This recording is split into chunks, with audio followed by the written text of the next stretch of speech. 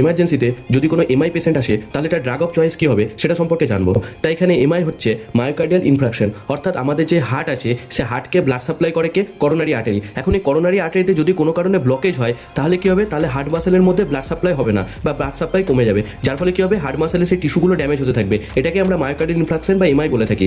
এখন এই drug of চয়েসটাকে মনে রাখার শর্টকাট পদ্ধতি হচ্ছে A5 BSNL টাওয়ার, অর্থাৎ এ আসবে 5 বার, সেই জন্য A5, তার সাথে BSNL টাওয়ারের টি। এখন এর মানে কি, এখানে এ হচ্ছে অ্যান্টিপ্লেটলেট, যেখানে লো ডোজে অ্যাসপিরিন বা কোপিডোগ্রিল ইউজ করা হয়। এটা কি করে, to prevent further blood clotting, অর্থাৎ ব্লাড ক্লট যেন আবার না হয় সেটাকে প্রিভেন্ট করে। এরপরে এ হচ্ছে অ্যান্টিকোয়াগুলেন্ট হিসেবে মেনলি হেপারিন ইউজ করা হয়। এটা কি করে, যে আমাদের ব্লাড ক্লটটা অলরেডি হয়ে আছে সেই ব্লাড ক্লটটাকে আর বড় হতে দেয় না, অর্থাৎ to stop existing clots from getting bigger.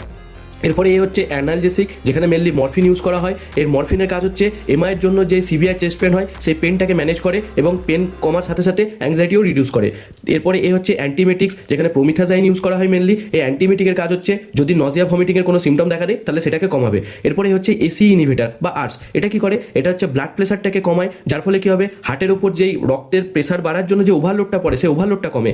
এরপরে বিএসএনএল এর প্রথম বি হচ্ছে বিটা ব্লকার, যেটা প্রথম 24 ঘন্টায় দেওয়া খুবই দরকারি। এই বিটা ব্লকারের কাজ হচ্ছে এটা হার্ট রেটটাকে কমায়, তার সাথে ব্লাড প্রেশারটাকেও কমায় এবং যে ড্যামেজ হয়েছে সেই ড্যামেজটাকে লিমিট করে, অর্থাৎ ড্যামেজটাকে কমায়। এরপরে এস হচ্ছে স্ট্যাটিনস। এই স্ট্যাটিনসের কাজ হচ্ছে এটা স্টেবিলাইজ করে প্লাককে এবং কোলেস্টেরল লেভেলটাকে কমায়, যার ফলে কি হয়, ফিউচারে আর যেন অ্যাটাক না হয় সেটাকে প্রিভেন্ট করে।